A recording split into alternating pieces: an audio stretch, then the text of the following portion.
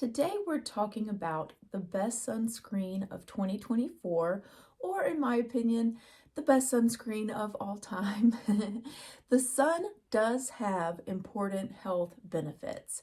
It helps our bodies produce serotonin, which is linked to improved mood and mental health.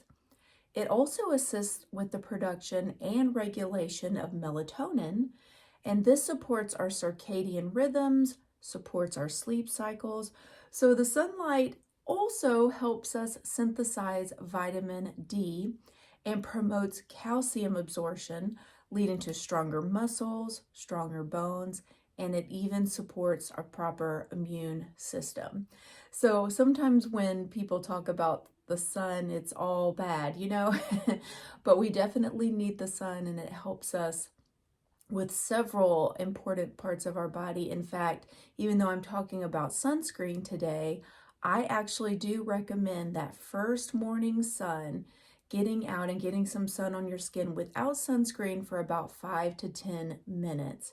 If you're doing it with chemical sunscreen, it will not do any good of those things that I just mentioned.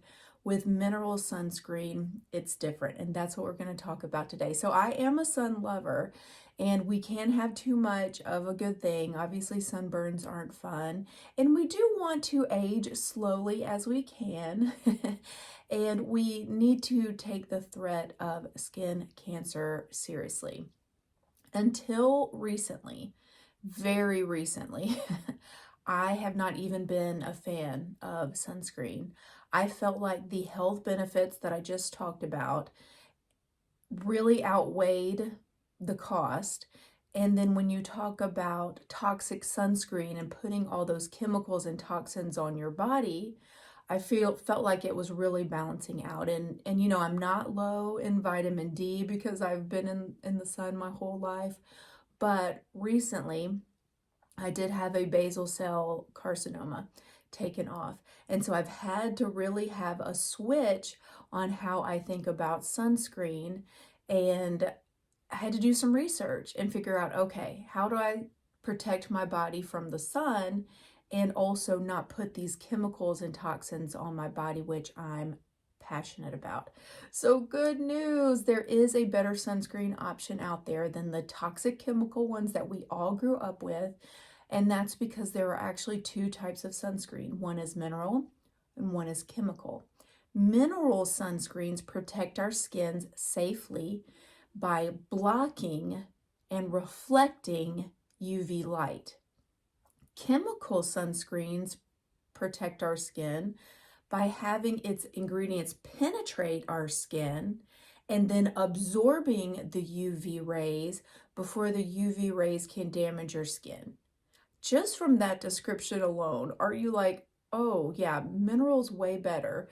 So we're putting toxins on our skin so that it can absorb more toxins, but hopefully absorb enough that we don't get any of the UV damage. Oh my gosh.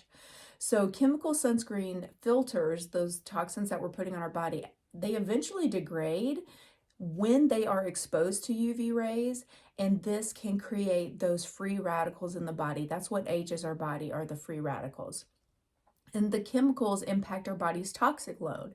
So they can affect our organs so that our organs aren't filtering the things that it needs to be filtering. It can cause skin allergies. They can actually be hormone disruptors. If you've been listening, you know I accidentally added a hormone disruptor because it said it was from a clean company and it put me into perimenopause. We really need to take these chemicals and hormone disruptors seriously, and we don't want to put that chemical sunscreen on our skin. A toxin is a substance that places undue stress on the body. Toxic load is the sum of all these substances accumulated within the body and the burden that they place on organs at any given time. And so this can lead to fatigue. This can lead to you can't lose any weight because the organs are having to focus on this toxic load. Maybe you're getting sick all the time because the organs are focusing on this toxic load. So there are many, many effects to putting these chemicals on our skin. Most dermatologists recommend 30 SPF, and you want to look for the term broad spectrum, when you're shopping for sunscreen. This refers to many types of UV rays, and so it's going to also protect the body from UVA and UVB. So let's dive into the first sunscreen that I have ever loved in my whole life. One, it's safe for all skin types. Two, it's environmentally friendly, so reef safe, animal safe. If it gets into the rivers or lakes or oceans, it's not going to hurt any of our animals or our plants. The ingredients are clean and green, and let's talk about those superhero ingredients. So our protection actually comes from non-nano zinc oxide. It's the active ingredient, and zinc oxide is one of the most common mineral sunscreen filters. It's safe, it's water resistant, it's not irritating, and you might be wondering, what does non-nano mean and why does that even matter? So zinc oxide can be produced in different particle sizes, and they fall into two categories, nano and not nano. The nanoparticles are small enough to potentially be absorbed into the bloodstream, and non-nano particles are bigger, meaning they can't be absorbed into the bloodstream. All of the SPF products that I'm going to be talking about are going to be from doTERRA. They all include red mandarin, magnolia, lemongrass, ylang ylang, carrot seed, frankincense, helichrysum essential oils, along with coconut CO2 extract. And so it's going to be absolutely amazing for your skin. And while mineral sunscreen is effective immediately, which I think is so cool, it probably is best to wait about 15 minutes until the sunscreen has dried before starting outdoor activities, especially if you're going to get in the water. When you are participating in dry activities, you can reapply the lotion every 2 hours for maximum benefits. I've definitely pushed it to 4 before. But when you're participating in water-based activities, or even if you're just kind of getting really sweaty, go ahead and reapply every 80 minutes. If you get out of the water before that 80-minute passes and you're going to stay outside, just reapply once you dried off, not while you're still wet.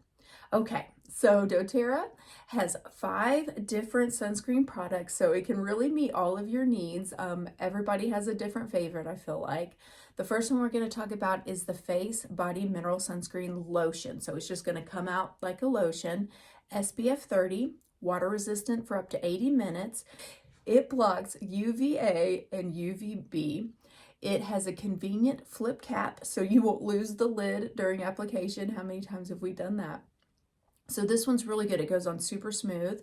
Next is the Body Mineral Sunscreen Spray, and it's non-aerosol.